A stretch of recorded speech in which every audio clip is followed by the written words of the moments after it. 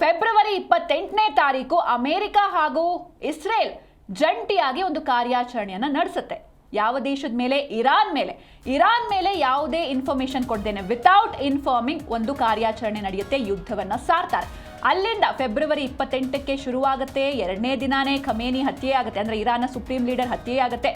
ಎಲ್ಲೋ ಒಂದ್ ಕಡೆ ಎಲ್ಲರೂ ಅನ್ಕೊಂಡಿದ್ರು ಇರಾನ್ ಆರಾಮಾಗಿ ಸೋತ್ ಹೋಗ್ಬಿಡುತ್ತೆ, ಮಂಡಿ ಊರುತ್ತೆ ಅಂತ. ಆದ್ರೆ 40 ದಿನಗಳ ಕಾಲ ಸತತ ಹೋರಾಟ ನಡೆಯುತ್ತೆ. 40 ದಿನಗಳ ಕಾಲ ಯುದ್ಧ ಕಂಟಿನ್ಯೂ ಆಗುತ್ತೆ.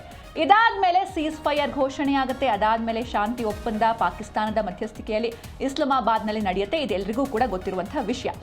ಆದ್ರೆ ಈ ಕದನ ವಿರಾಮದ ಪೀರಿಯಡ್ನಲ್ಲಿ ಒಳಗೊಳಗೆ ಒಂದಷ್ಟು ಸಂಘರ್ಷಗಳು ನಡೀತಾ ಇತ್ತು. ಅದು ಲೆಬನಾನ್ ಮೇಲೆ ಇಸ್ರೇಲ್ ಮಾಡ್ತಾ ಇರುವಂತಹ ದಾಳಿ ಆಗಿರ್ಬೋದು, ಈ ರೀತಿ ಒಳಗೊಳಗೆ ನಡೀತಾ ಇದೆ. ಇದರ ಜೊತೆಗೆ ಮತ್ತೊಂದು ನಡೆ ಟ್ರಂಪ್ ಕಡೆಯಿಂದ, ಅಂದ್ರೆ ಈ ಶಾಂತಿ ಒಪ್ಪಂದ ಆಗಬೇಕು ಅಂತ ಅಂದ್ರೆ ಇರಾನ್ ಒಂದಿಷ್ಟು ಪ್ರಸ್ತಾವನೆಯನ್ನ ಸಲ್ಲಿಕೆ ಮಾಡಿದೆ. ಆ ಕರಡು ಪ್ರತಿ ಅಮೆರಿಕಾಗೆ ತಲುಪಿದೆ. ಆದ್ರೆ ಟ್ರಂಪ್ ಒಂದು ಬಿಗ್ ಶಾಕ್ ಕೊಟ್ಟಿದ್ದಾರೆ. ಏನದು ಬಿಗ್ ಶಾಕ್? ಪರಮಾಣು ಮುಕ್ತ ಇರಾನ್ ಆಗಬೇಕು. ಪರಮಾಣು ಮುಕ್ತ ಇರಾನ್ ಆದ್ರೆ ಮಾತ್ರ ಶಾಂತಿ ಒಪ್ಪಂದ, ಇಲ್ದಿದ್ರೆ ವಾರ್ ಕಂಟಿನ್ಯೂ ಆಗುತ್ತೆ ಅಂತ ಶಾಕ್ ಕೊಟ್ಟಿದ್ದಾರೆ. ಹಾಗಾದ್ರೆ ಮುಂದೆ ಇದರ ಎಫೆಕ್ಟ್ ಯಾವ ರೀತಿ ಇರುತ್ತೆ? ಯಾಕಂದ್ರೆ ಒಂದ್ ಕಡೆ ನಾ ಕೊಡೆ ನೀ ಬಿಡೆ ಅನ್ನುವಂಥ ಸಿಚುವೇಶನ್, ಇರಾನ್ ಕೂಡ ಇದಕ್ಕೆ ಒಪ್ತಾ ಇಲ್ಲ. ಹೀಗಾಗಿ ಮುಂದೆ ಯಾವ ರೀತಿ ಆಗುತ್ತೆ? ಯಾಕೆ ಒಂದು ರೆಡ್ ಲೈನ್ ಕೂಡ ಎಳೆದಿದ್ದಾರೆ ಟ್ರಂಪ್ ಅವರು ಅಮೆರಿಕ ಕಡೆಯಿಂದ. ಏನದು ರೆಡ್ ಲೈನ್? ಇದರ ಜೊತೆಗೆ ಶಾಂತಿ ಮಾತುಕತೆಯ ನಡುವೆಯೇ ಅಮೆರಿಕ ಒಂದು ಕ್ಷಿಪಣಿ ದಾಳಿಯನ್ನ ಮಾಡಿದೆ ಇರಾನ್ ಮೇಲೆ, ಅದು ಕೂಡ ನಡು ಸಮುದ್ರದಲ್ಲೇ ಇರಾನ್ನ ಹಡಗಿನ ಮೇಲೆ.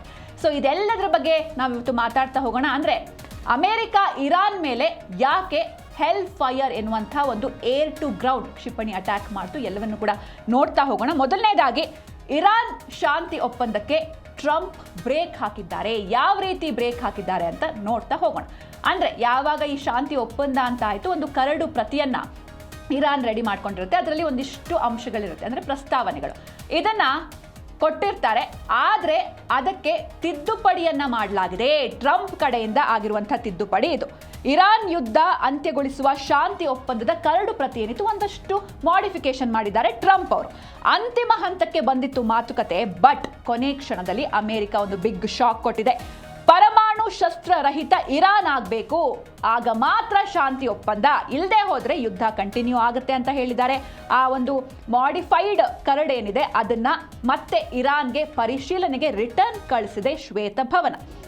ಅಣು ಕಾರ್ಯಕ್ರಮದ ಮೇಲೆ ಶಾಶ್ವತ ಕಂಟ್ರೋಲ್ ತಗೊಳ್ಳೋದಕ್ಕೆ ಅಮೆರಿಕ ನಿರ್ಧಾರವನ್ನ ಮಾಡಿದೆ. ಹೀಗಾಗಿ ಟ್ರಂಪ್ ನಡೆಯಿಂದ ಮಧ್ಯಪ್ರಾಚ್ಯದಲ್ಲಿ ಶಾಂತಿ ಮಾತುಕತೆ ಏನು ನಡಿಬಹುದು, ಕಂಪ್ಲೀಟ್ ಆಗಿ ಸ್ಟಾಪ್ ಆಗಬಹುದು ಯುದ್ಧ ಅಂತ ಏನು ಅನ್ಕೊಂಡಿದ್ವಿ, ಅದು ಸಾಧ್ಯ ಆಗೋದಿಲ್ಲ.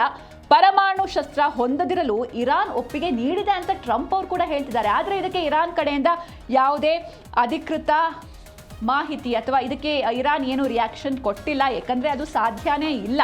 ಯಾವುದೇ ಕಾರಣಕ್ಕೂ ನಾವು ಪರಮಾಣು ಶಕ್ತಿಯನ್ನು ಕಳೆದುಕೊಳ್ಳೋದಿಲ್ಲ ಅಂತ ಇರಾನ್ ಹೇಳಿತ್ತು. ಆದರೆ ನೀವು ಪರಮಾಣು ಪ್ರೊಡಕ್ಷನ್ನ ಅಥವಾ ಆ ಒಂದು ಪವರ್ನ ನೀವು ನಿಮ್ಮ ದೇಶದಲ್ಲಿ ಇಟ್ಕೊಳ್ತೀರಾ ಅನ್ನೋದಾದ್ರೆ ನಾವು ಶಾಂತಿ ಒಪ್ಪಂದಕ್ಕೆ ಬರೋದಿಲ್ಲ ಅಂತ ಟ್ರಂಪ್ ಕೂಡ ಹೇಳ್ತಿದ್ದಾರೆ. ಯಾಕಂದ್ರೆ ನಾವು ಗಮನಿಸಬೇಕು, ಇಲ್ಲಿ ಈ ಯುದ್ಧ ಆರಂಭ ಆಗೋದಕ್ಕೆ ಮೇನ್ ರೀಸನ್ನೇ ಈ ನ್ಯೂಕ್ಲಿಯರ್ ಪವರ್ ಅನ್ನೋದು. ಹೀಗಾಗಿ ಈ ಕಡೆ ಅಮೆರಿಕ ಒಪ್ತಾ ಇಲ್ಲ, ಆ ಕಡೆ ಇರಾನ್ ಕೂಡ ಒಪ್ತಾ ಇಲ್ಲ. ಹೀಗಾಗಿ ಹಗ್ಗ ಜಗ್ಗಾಟ ಮುಂದುವರಿತಾ ಇದೆ. ಮುಂದೆ ಇದು ಎಲ್ಲಿವರೆಗೂ ಹೋಗಿ ತಲುಪುತ್ತೆ ಅಂತ ನೋಡಬೇಕು. ಹಾಗೆ ಟ್ರಂಪ್ ಒಂದಿಷ್ಟು ಡೆಡ್ಲಿ ಕಂಡೀಷನ್ಸ್ಗಳನ್ನು ಇರಾನ್ಗೆ ಹಾಕಿದ್ದಾರೆ. ಈ ಪರಮಾಣು ವಿಚಾರವಾಗಿಯೇ ಒಂದಷ್ಟು ಕಂಡೀಷನ್ಸ್ ಇದೆ. ಹಾಗೆ ಯಾವೆಲ್ಲ ಕಂಡೀಷನ್ಸ್ ಇದೆ, ಆ ಕರಡು ಪ್ರತಿಯಲ್ಲಿ ಒಂದಿಷ್ಟು ಮಾಡಿಫಿಕೇಶನ್ ಮಾಡಿದ್ದಾರೆ ಅಂತ ಹೇಳಿದ್ನಲ್ವಾ, ಅದು ಯಾವ್ಯಾವ ವಿಚಾರದಲ್ಲಿ ಮಾಡಿಫಿಕೇಶನ್ ಮಾಡಿದ್ದಾರೆ ಎಲ್ಲವನ್ನ ಇನ್ ಡೀಟೇಲ್ ನೋಡ್ತಾ ಹೋಗೋಣ. ಮೊದಲನೇದಾಗಿ, ಯಾವುದೇ ಒಪ್ಪಂದ ಕೂಡ ಅಮೆರಿಕಾದ ರೆಡ್ ಲೈನ್ನ ದಾಟಬಾರ್ದು ಅಂತ ಟ್ರಂಪ್ ಒಂದು ದೊಡ್ಡ ಎಚ್ಚರಿಕೆಯನ್ನು ನೀಡಿದ್ದಾರೆ. ಹಾಗೆ ಇವರು ಹಾಕಿರುವಂತಹ ಮೊದಲನೇ ಕಂಡೀಷನ್ ಏನಪ್ಪಾ ಅಂದ್ರೆ, ಇರಾನ್ ಯಾವತ್ತಿಗೂ ಕೂಡ ಅಣ್ವಸ್ತ್ರವನ್ನ ಹೊಂದಬಾರ್ದು. ತಮ್ಮ ಹತ್ರ ಅಣ್ವಸ್ತ್ರ ಇದೆ ಅಂತ, ಅದನ್ನೇ ದೊಡ್ಡ ಶಕ್ತಿ ಅಂತ ಇರಾನ್ ಜಂಬ ಕೊಚ್ಕೊಳ್ತಾ ಇದೆ. ಹೀಗಾಗಿ ಯಾವುದೇ ಕಾರಣಕ್ಕೂ ಇರಾನ್ ಅಣ್ವಸ್ತ್ರವನ್ನ ಹೊಂದಬಾರ್ದು ಅನ್ನೋದು ಅಮೆರಿಕಾದ ಫಸ್ಟ್ ಅಂಡ್ ಫಾರ್ಮೋಸ್ಟ್ ಕಂಡೀಷನ್. ಹಾಗೆ ಇನ್ನೊಂದು ವಿಷಯ, ಹಾರ್ಮುಜ್ ಜಲಸಂಧಿ. ಈ ಹಾರ್ಮುಜ್ ಜಲಸಂಧಿಯನ್ನ ಮತ್ತೆ ಓಪನ್ ಮಾಡಬೇಕು ಅಂತ ಅಮೆರಿಕ ಹೇಳ್ತಾ ಇದೆ. ಹಾಗೆ ಒಂದು ರೀತಿ ಇಂಡೈರೆಕ್ಟ್ ಆಗಿ ಕಂಪ್ಲೀಟ್ ಆಗಿ ಕಂಟ್ರೋಲ್ನ ಇರಾನ್ ಕಡೆಯಿಂದ ಅಮೆರಿಕ ತನ್ನ ಕಡೆಗೆ ಟರ್ನ್ ಮಾಡ್ಕೊಳ್ಳೋದಕ್ಕೆ ಟ್ರೈ ಮಾಡ್ತಾ ಇದೆ. ಹಾಗೆ ಈ ಯುರೇನಿಯಂ ಏನಿದೆ, ಇರಾನ್ನ ಶುದ್ಧೀಕೃತ ಯುರೇನಿಯಂ ಸಂಗ್ರಹವನ್ನ ನಾಶಪಡಿಸೋದಕ್ಕೆ ಅಮೆರಿಕ ಟ್ರೈ ಮಾಡ್ತಾ ಇದೆ. ಈ ಯುರೇನಿಯಂ ಅನ್ನೋದು ನ್ಯೂಕ್ಲಿಯರ್ ಪವರ್ನ ಡೆವಲಪ್ ಮಾಡೋದ್ರಲ್ಲಿ ತುಂಬ ವಿಶೇಷ ಪಾತ್ರವನ್ನು ವಹಿಸುತ್ತೆ. ಯುರೇನಿಯಂ ಅದರಲ್ಲೂ U-235 ಫಾರ್ಮಲ್ಲಿ ನ್ಯೂಕ್ಲಿಯರ್ ಫಿಷನ್ ಆಗುತ್ತೆ. ಅಂದರೆ ಯಾವಾಗ ಫಿಷನ್ ಅಂದರೆ ಯೂಶ್ವಲಿ ಡಿವೈಡ್ ಅಂತ ಕರಿತೀವಿ. ಡಿವೈಡ್ ಆದಾಗ ಎಕ್ಸ್ಟ್ರೀಮ್ ಹೀಟ್ ಹಾಗೆ ಎಕ್ಸ್ಟ್ರೀಮ್ ಎನರ್ಜಿ ರಿಲೀಸ್ ಆಗುತ್ತೆ. ಈ ರಿಲೀಸ್ ಆಗಿರೋ ಉಷ್ಣ ಏನಿರುತ್ತೆ ಆ ಉಷ್ಣದ ನೀರನ್ನು ಬಾಯ್ಲರಲ್ಲಿ ಕುದಿಸಿ ಸ್ಟೀಮ್ ಆಗಿ ಕನ್ವರ್ಟ್ ಮಾಡ್ತಾರೆ. ಈ ಸ್ಟೀಮ್ ಹಬೆನ ಟರ್ಬೈನ್ನಲ್ಲಿ ತಿರುಗಿಸಿದಾಗ ಜನರೇಟರ್ ಮೂಲಕ ವಿದ್ಯುತ್ ಪ್ರೊಡ್ಯೂಸ್ ಆಗುತ್ತೆ.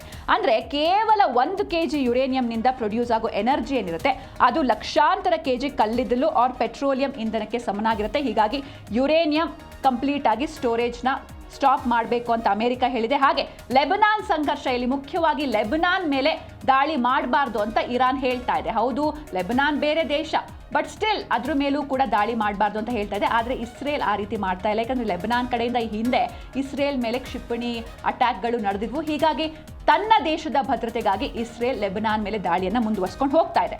ಹಾಗೆ ಅಮೆರಿಕ ಏನೆಲ್ಲ ಕಂಡೀಷನ್ಸ್ ಹಾಕಿದೆ, ಈ ಕಂಡೀಷನ್ಸ್ಗೆ ನಾವು ಹೆದರೋದಿಲ್ಲ ಅಂತ ಇರಾನ್ ವಿದೇಶಾಂಗ ಇಲಾಖೆ ಕೂಡ ಹೇಳಿದೆ. ಹಾಗೆ ಇದೆಲ್ಲದರ ನಡುವೆ ಶಾಂತಿ ಒಪ್ಪಂದ, ಕರಡು, ಅದ್ರ ಮಾಡಿಫಿಕೇಶನ್ ಇದೆಲ್ಲದರ ನಡುವೆ ಅಮೆರಿಕ ಒಂದು ಕ್ಷಿಪಣಿ ದಾಳಿಯನ್ನು ಮಾಡಿದೆ.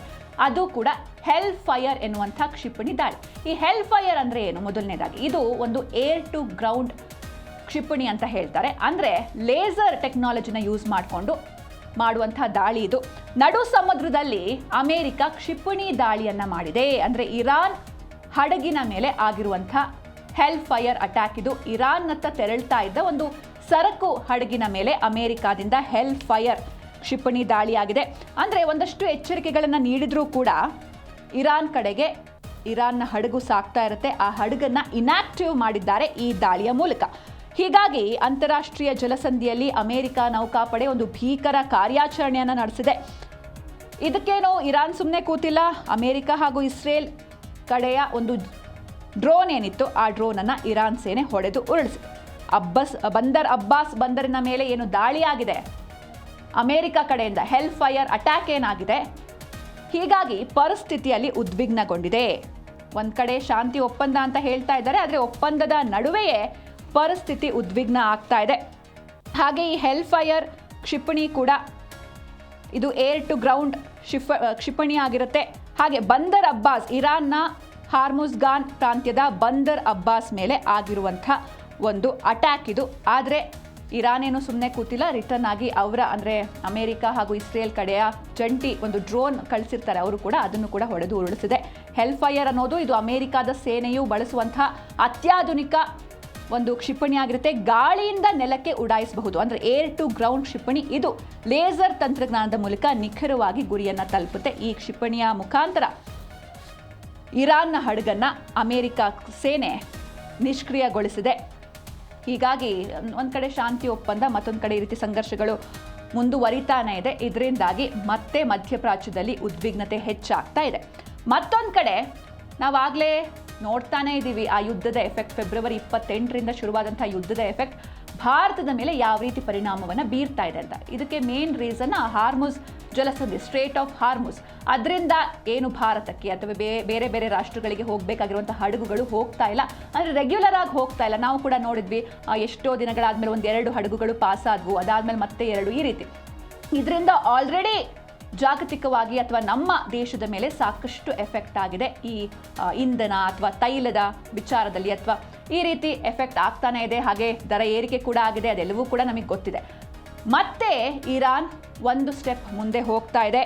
ಜಗತ್ತಿಗೆ ತೈಲ ಶಾಕ್ ನೀಡುತ್ತಾ ಇರಾನ್ ಎನ್ನುವಂಥ ಪ್ರಶ್ನೆ. ಏಕೆಂದರೆ ಎಲ್ಲೋ ಒಂದು ಕಡೆ ಕೆಲವೊಂದಿಷ್ಟು ಹಡಗುಗಳನ್ನು ರೆಗ್ಯುಲರ್ ಆಗಿ ಆ ಹಾರ್ಮುಜ್ ಜಲಸಂಧಿಯಲ್ಲಿ ಪಾಸ್ ಆಗ್ತಾ ಇತ್ತು, ಬಟ್ ರೆಗ್ಯುಲರ್ ಆಗಿ ಪಾಸ್ ಆಗೋದಕ್ಕೆ ಬಿಟ್ಟಿರಲಿಲ್ಲ. ಅಷ್ಟಕ್ಕೇನೆ ಇಷ್ಟೆಲ್ಲ ತೊಂದರೆಗಳು ಆಗಿತ್ತು. ಆದರೆ ಈಗೇನಾದರೂ ಕಂಪ್ಲೀಟ್ ಆಗಿ ಆ ಹಾರ್ಮುಜ್ ಜಲಸಂಧಿಯನ್ನು ಕ್ಲೋಸ್ ಮಾಡಿದ್ರೆ ಜಗತ್ತಿನ ಕಥೆ ಏನು? ಜಗತ್ತಿಗೆ ತೈಲ ಶಾಕ್ ನೀಡುತ್ತಾ ಇರಾನ್ ಎನ್ನುವಂಥ ಪ್ರಶ್ನೆಗಳು ಮೂಡ್ತಾ ಇದೆ. ಹಾರ್ಮುಜ್ ಜಲಸಂಧಿ ಬಂದಾದರೆ ಕಂಪ್ಲೀಟ್ ಆಗಿ ಜಗತ್ತಿನ ಆರ್ಥಿಕ ಪರಿಸ್ಥಿತಿ ಕುಸಿದು ಹೋಗುತ್ತೆ, ಭಾರಿ ಹೊಡೆತ ಬೀಳುತ್ತೆ. ವಿಶ್ವದ 20% ತೈಲ ಸಾಗಣೆ ಕಂಪ್ಲೀಟ್ ಆಗಿ ಬಂದಾಗುತ್ತೆ. ಕೇವಲ 20% ಅಷ್ಟೇ ಅಲ್ವಾ ಅನಿಸ್ಬಹುದು, ಬಟ್ ಸ್ಟಿಲ್ ನಾವು ಆ ಎಫೆಕ್ಟ್ನ ಈ ಹಿಂದೆ ಅನುಭವಿಸಿದ್ದೀವಿ. ಹೀಗಾಗಿ ನಿಮಗೂ ಕೂಡ ಗೊತ್ತಿರುತ್ತೆ. ತೈಲ ಬೆಲೆ ಏರಿಕೆ ಆಗುತ್ತೆ. ಆಬ್ವಿಯಸ್ಲಿ ಡಿಮ್ಯಾಂಡ್ಗೆ ತಕ್ಕಂತೆ ಸಪ್ಲೈ ಇಲ್ಲ ಅಂತ ಅಂದರೆ ರೇಟ್ ಜಾಸ್ತಿ ಆಗುತ್ತೆ, ಇದರಿಂದ ಮಾರ್ಕೆಟ್ನಲ್ಲಿ ಅಸ್ಥಿರತೆಯ ಆತಂಕ ಹೆಚ್ಚಾಗುತ್ತೆ. ಅಮೆರಿಕಾದಿಂದ $12 ಬಿಲಿಯನ್ ಹಣವನ್ನು ರಿಲೀಸ್ ಮಾಡಬೇಕು ಅಂತ ಇರಾನ್ ಒಂದು ಕಡೆ ಪಟ್ಟು ಹಿಡ್ಕೊಂಡು ಕೂತಿದೆ. ಯಾಕಂದರೆ ಯುದ್ಧದಿಂದ ಆಲ್ರೆಡಿ ಆರ್ಥಿಕವಾಗಿ ಇರಾನ್ ಕುಗ್ಗಿ ಹೋಗಿದೆ. ಹೀಗಾಗಿ ವ್ಯಾಪಾರ ಮಾರ್ಗಗಳನ್ನೇ ಯುದ್ಧದ ಅಸ್ತ್ರವಾಗಿ ಬಳಸೋದಕ್ಕೆ ಟೆಹರಾನ್ ಮುಂದಾಗ್ತಾ ಇದೆ. ಕಂಪ್ಲೀಟ್ ಆಗಿ ಹಾರ್ಮುಜ್ ಜಲಸಂಧಿಯನ್ನು ತನ್ನ ಕಂಟ್ರೋಲ್ಗೆ ತಗೊಳ್ಬೇಕು ಅಂತ ಇರಾನ್ ಸಂಸತ್ತೇನಿದೆ ಅದು ಭರ್ಜರಿ ಪ್ಲಾನ್ ರೂಪಿಸ್ತಾ ಇದೆ. ಒಂದು ವೇಳೆ ಏನಾದರೂ ಇರಾನ್ ಈ ಹಾರ್ಮುಜ್ ಜಲಸಂಧಿಯನ್ನು ಬಂದ್ ಮಾಡಿದರೆ ಜಾಗತಿಕ ಆರ್ಥಿಕತೆಗೆ ಭಾರೀ ಹೊಡೆತ ಬೀಳುತ್ತೆ. ವಿಶ್ವದ 20% ತೈಲ ಸಾಗಣೆ ಸಂಪೂರ್ಣವಾಗಿ ಬಂದ್ ಆಗುವಂಥ ಭೀತಿ ಎದುರಾಗುತ್ತೆ. ಇರಾನ್ನ ಈ ಹೆಜ್ಜೆಯಿಂದಾಗಿ ಜಾಗತಿಕ ಮಾರ್ಕೆಟ್ನಲ್ಲಿ ತೈಲ ಬೆಲೆ ಗಗನಕ್ಕೇರುವಂತಹ ಸಾಧ್ಯತೆ ಇದೆ. ಹಾಗೂ ತೀವ್ರ ಆರ್ಥಿಕ ಅಸ್ಥಿರತೆ ಸೃಷ್ಟಿಯಾಗುವಂಥ ಆತಂಕ ಇಡೀ ವಿಶ್ವವನ್ನೇ ಕಾಡ್ತಾ ಇದೆ. ಆಲ್ರೆಡಿ ನಾವು ಅದರ ಎಫೆಕ್ಟ್ನ ನೋಡಿದ್ದೀವಿ. ಇನ್ನು ಮುಂದೆ ಸಾಕಷ್ಟು ಸಮಸ್ಯೆಗಳು ಕೂಡ ಆಗುತ್ತೆ. ಆಲ್ರೆಡಿ ಈ ವ್ಯಾಪಾರ ಮಾರ್ಗಗಳನ್ನೇ ಯುದ್ಧದ ಅಸ್ತ್ರವಾಗಿ ಬಳಸೋದಕ್ಕೆ ಟೆಹರಾನ್ ಮುಂದಾಗಿದೆ. ಯಾಕಂದರೆ ಅದು ಇಡೀ ವಿಶ್ವಕ್ಕೆ ಎಫೆಕ್ಟ್ ಮಾಡುತ್ತೆ. ಇಡೀ ವಿಶ್ವಕ್ಕೆ ಎಫೆಕ್ಟ್ ಮಾಡಿದಾಗ ಏನಾದರೂ ಒಂದು ತಮ್ಮ ಕಡೆಗೆ ಪಾಸಿಟಿವ್ ಆಗಬಹುದು ಎನ್ನುವಂಥ ನಿಟ್ಟಿನಲ್ಲಿ ಇರಾನ್ ಈ ರೀತಿ ವ್ಯಾಪಾರ ಮಾರ್ಗಗಳನ್ನು ಮಾಡಿಕೊಂಡು ಅಥವಾ ಕಂಟ್ರೋಲ್ಗೆ ತಗೊಳ್ಳೋದಕ್ಕೆ ಅಥವಾ ವ್ಯಾಪಾರ ಮಾರ್ಗವನ್ನೇ ಯುದ್ಧದ ಅಸ್ತ್ರವನ್ನಾಗಿ ಮಾಡ್ಕೊಳ್ಳೋದಕ್ಕೆ ಟೆಹರಾನ್ ಸಕಲ ಸಿದ್ಧತೆಗಳನ್ನು ನಡೆಸ್ತಾ ಇದೆ. ಜೊತೆಗೆ ಇದೆಲ್ಲದರ ನಡುವೆ ಶಾಂತಿ ಒಪ್ಪಂದ ಅಂತ ಹೇಳಿದೆ, ಹಾಗೆ ಸೀಸ್ ಫೈರ್ ಘೋಷಣೆ ಆಗಿದೆ. ಬಟ್ ಸ್ಟಿಲ್ ಮಧ್ಯಪ್ರಾಚ್ಯದಲ್ಲಿ ಸದ್ಯಕ್ಕೆ ಇರುವಂಥ ಸಿಚುವೇಶನ್ ಯಾವ ರೀತಿ ಇದೆ ಅಂದರೆ ಯುದ್ಧದ ಕಾರ್ಮೋಡ, ಯಾವಾಗ ಬೇಕಾದರೂ ಅಲ್ಲಿ ಯುದ್ಧ ನಡೀಬಹುದು, ಆ ರೀತಿ ಇದೆ ಅಲ್ಲಿರುವಂಥ ಎನ್ವಿರಾನ್ಮೆಂಟ್. ಅಂದರೆ ಮೊದಲನೇದಾಗಿ ಲೆಬನಾನ್ ಗಡಿಯಲ್ಲಿ, ಯಾಕಂದರೆ ಲೆಬನಾನ್ ಬೇರೆ ದೇಶ ಆಗಿರಬಹುದು, ಇರಾನ್ನಿಂದ ದೂರದಲ್ಲಿರಬಹುದು, ಬಟ್ ಸ್ಟಿಲ್ ಇರಾನ್ ತನ್ನ ಆ ಶಾಂತಿ ಒಪ್ಪಂದದ ಪ್ರಸ್ತಾವನೆಯಲ್ಲಿ ಲೆಬನಾನ್ ಮೇಲೂ ಕೂಡ ಅಟ್ಯಾಕ್ ಆಗಬಾರ್ದು. ಕೇವಲ ಇರಾನ್ ಮೇಲೆ ಮಾತ್ರ ಅಲ್ಲ, ಲೆಬನಾನ್ ಮೇಲೂ ಕೂಡ ಯಾವುದೇ ರೀತಿ ಕಾರ್ಯಾಚರಣೆಯನ್ನು ನಡೆಸಬಾರ್ದು, ಆ ಅಟ್ಯಾಕ್ನ ನಿಲ್ಲಿಸಬೇಕು ಅಂತ ಹೇಳಿದೆ. ಹೀಗಾಗಿ ಬಟ್ ಇನ್ನೊಂದು ಕಡೆ ಲೆಬನಾನ್ ಗಡಿಯಲ್ಲಿ ಇಸ್ರೇಲ್ ಪಡೆಗಳು ತೀವ್ರ ದಾಳಿಯನ್ನು ಕಂಟಿನ್ಯೂ ಮಾಡ್ತಾ ಇದೆ. ಹಿಜ್ಬುಲ್ಲಾ ಬಂಡುಕೋರರನ್ನು ಗುರಿಯಾಗಿಸಿಕೊಂಡು ಇಸ್ರೇಲ್ ಕ್ಷಿಪಣಿ ಮಳೆಯನ್ನು ಸುರಿಸ್ತಾ ಇದೆ. ಕದನ ವಿರಾಮ ಉಲ್ಲಂಘಿಸಿ ಲೆಬನಾನ್ನ 7 ಗ್ರಾಮಗಳ ಮೇಲೆ ಅಟ್ಯಾಕ್ ಮಾಡಲಾಗಿದೆ. ತಕ್ಷಣದ ಕದನ ವಿರಾಮಕ್ಕೆ ಅಮೆರಿಕ ಮಧ್ಯಸ್ಥಿಕೆಗೆ ಲೆಬನಾನ್ ಅಧ್ಯಕ್ಷರು ಮನವಿಯನ್ನ ಮಾಡಿದ್ದಾರೆ ಎನ್ನುವಂಥ ಮಾಹಿತಿಗಳು ಕೂಡ ಸಿಗ್ತಾ ಇದೆ. ಹಾಗೆ ಇಸ್ರೇಲ್ ಪ್ರಧಾನಿ ನೆತನ್ಯಾಹು ಅವರಿಂದ ಸೇನಾ ಕಾರ್ಯಾಚರಣೆ ಮುಂದುವರಿತಾ ಇದೆ. ಯಾರು ಏನೇ ಹೇಳಿದ್ರು ಕೂಡ ನಾವು ಲೆಬನಾನ್ನ ಬಿಡೋದಿಲ್ಲ. ಇದಕ್ಕೆ ಕಾರಣ ಈ ಹಿಂದೆಯೇ ಕೂಡ ಲೆಬನಾನ್ ಇಸ್ರೇಲ್ ಮೇಲೆ ಒಂದಷ್ಟು ದಾಳಿಯನ್ನು ಮಾಡಿದೆ. ಹೀಗಾಗಿ ತನ್ನ ದೇಶದ ಭದ್ರತೆಗಾಗಿ ಇಸ್ರೇಲ್ ಈ ರೀತಿ ಮಾಡ್ತಾ ಇದೆ. ವಾಷಿಂಗ್ಟನ್ನಲ್ಲಿ 4ನೇ ಸುತ್ತಿನ ಮಾತುಕತೆಯ ಮೇಲೆ ಜಗತ್ತಿನ ಕಣ್ಣು ಬಿದ್ದಿದೆ. ಹೀಗಾಗಿ ಅಲ್ಲಿ ಆ ಮಾತುಕತೆಯಲ್ಲಿ ಏನೆಲ್ಲ ನಡೆಯುತ್ತೆ, ಏನು ಎತ್ತ ಎಲ್ಲವನ್ನ ಕೂಡ ಅಂದರೆ ಸಾಕಷ್ಟು ಕುತೂಹಲ ಮೂಡಿಸಿದೆ. ಲೆಬನಾನ್ ಸಂಘರ್ಷಕ್ಕೆ ಬ್ರೇಕ್ ಬೀಳುತ್ತಾ, ಯಾಕಂದರೆ ಅದು ಸಾಧ್ಯನೇ ಇಲ್ಲ ಅಂತ ಒಂದು ಕಡೆ ಹೇಳ್ತಾ ಇದೆ ಇಸ್ರೇಲ್. ಬಟ್ ಆ ಸಂಘರ್ಷ, ಆ ಅಟ್ಯಾಕ್, ಲೆಬನಾನ್ ಮೇಲೆ ನೀವು ಅಟ್ಯಾಕ್ ನಿಲ್ಲಿಸೋವರೆಗೂ ಕೂಡ ನಾವು ಶಾಂತಿ ಒಪ್ಪಂದಕ್ಕೆ ಬರೋದಿಲ್ಲ ಅಂತ ಇರಾನ್ ಹೇಳ್ತಾ ಇದೆ. ಜೊತೆಗೆ ನಾನು ಆಗಲೇ ಹೇಳಿದೆ ಮಧ್ಯಪ್ರಾಚ್ಯದಲ್ಲಿ ಯುದ್ಧದ ಕಾರ್ಮೋಡ ಅಂತ. ಇದರ ನಡುವೆ ಅಮೆರಿಕ ಆಲ್ರೆಡಿ ಯುದ್ಧಕ್ಕೆ ರೆಡಿ ಆಗಿಬಿಟ್ಟಿದೆ, ಎಲ್ಲ ತನ್ನ ಸೇನೆಯನ್ನು ರೆಡಿ ಮಾಡಿ ಇಟ್ಕೊಂಡಿದೆ.